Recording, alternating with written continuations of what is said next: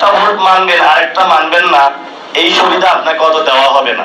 আমরা নেক্সট যে ইলেকশনটা হবে সেই ইলেকশনের জায়গায় নির্বাচন কমিশনের যাদের নিয়োগ মেলা বিধান অনুযায়ী সেখানে রাষ্ট্রপতির জায়গাটা থাকে।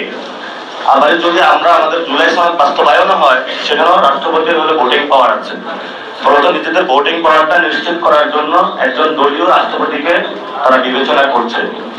রাষ্ট্রপতির ভবন বা রাষ্ট্রপতি বাংলাদেশে দলীয় হওয়া উচিত না, এবং যদি সরকার এইভাবে দলীয় রাষ্ট্রপতি নিয়োগ দিতে থাকে, যেভাবে হলো শেখ হাসিনা ছাত্রলীগের একটা ছোট্ট ক্যাডারকে ধরে নিয়েছিল, বিএনপিও একই পথে যাচ্ছে, তাহলে যে রাষ্ট্রপতির যে পদটা হেড অফ দ্য স্টেট এটা কলঙ্কিত করা হচ্ছে।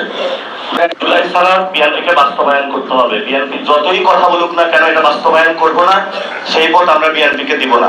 তারেক রহমান যিনি বলেছেন যে জনগণের ভোটে উনি নির্বাচিত হয়ে প্রধানমন্ত্রী হয়েছেন, এই ভোট একটা ভোট ছিল না, দুইটা ভোটে হয়েছেন। এই সংসদে শুরুতেই বলেছিলাম চুপ্পুকে বাদ দেওয়ার জন্য, কিন্তু তারা দেয়নি। 5 মাস পরে এখন কথা হচ্ছে তাহলে তারা